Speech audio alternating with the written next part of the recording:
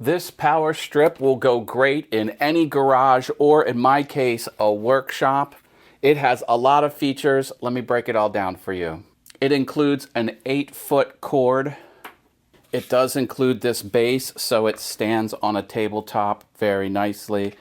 Everything has its own independent switch, so you can supply power to exactly what you need or cut power to exactly what you need.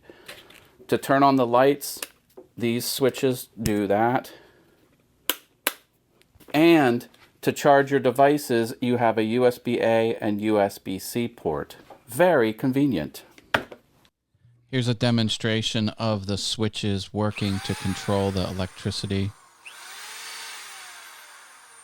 Each switch will illuminate red when it is on.